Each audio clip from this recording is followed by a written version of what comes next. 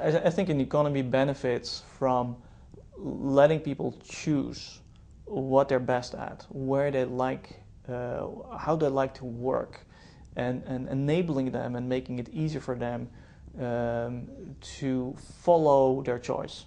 I myself work very often not in an office or in a particular office, and use Skype and other means in order to stay connected to a project team, for example. So there's already a lot of kind of project-based networking going on, whether inside companies or between companies and freelancers. There are certain things that you do want to do inside your company for which you want to have absolute control. And I think it's very normal for any company to think about what do we really need to do in-house and what can we outsource. So I think it's a continuing kind of balance that needs to be sought. But I think as companies have experiences with outside help, they will be able to calibrate that in the right way and find the right balance. And there is a role for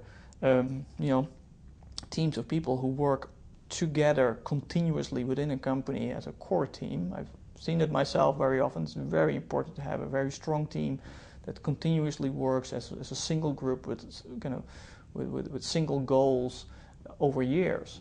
But there's also a big role for people outside that who contribute on an individual basis when and where that is needed.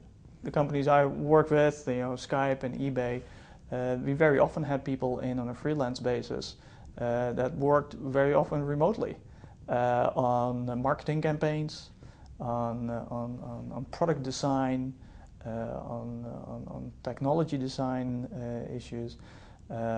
So yeah, it's already frequently being used. And even what you're seeing now is that freelancers are subcontracting work to other freelancers and build little teams to deal with certain projects. And simply because the technology is there, you can effectively do it. It's clear that the traditional model has always been one of employer-employee, and that's over the last decennia what regulation, tax laws, and everything has been about.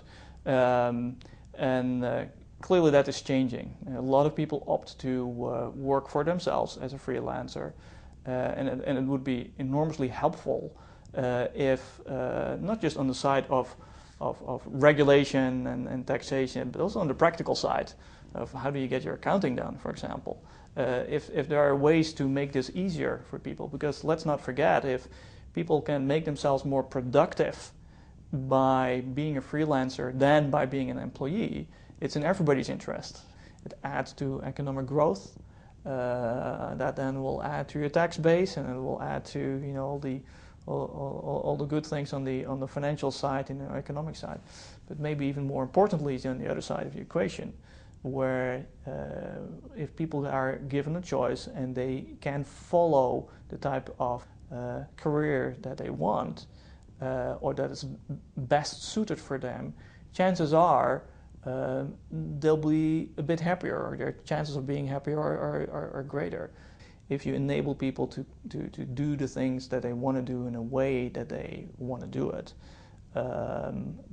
and thereby giving a lot of flexibility to the economy, you will get faster turnaround of projects. You will get a more optimal usage of people's time, which is still the biggest asset for an economy. Is how do you use all those abilities of all those people in the best possible way?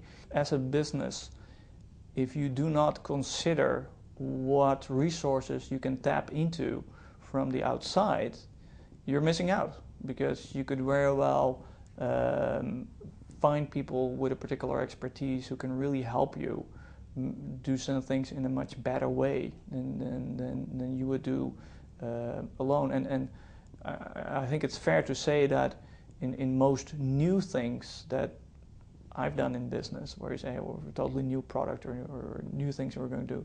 We actually very often work with outsiders, both companies as well as freelancers who have a very particular expertise in the field, because you don't have it in house. Now maybe over time you bring it in house, and that becomes like a really core product and a core competency. I think because freelancing is still a relatively new phenomenon, or maybe not even yet fully respected the way it should be. Maybe people are not giving it yet the attention that it actually deserves, given the size it already has. The fact now that you can reach out and get the right expertise relatively quickly has an enormous benefit with respect to speed of innovation, speed of development, and also efficiency. So there's a cost side, there's a speed side, and those things I think are incredibly important for any economy, and hence I think that the importance of this will increase over time. It's a trend that's probably not going to go away.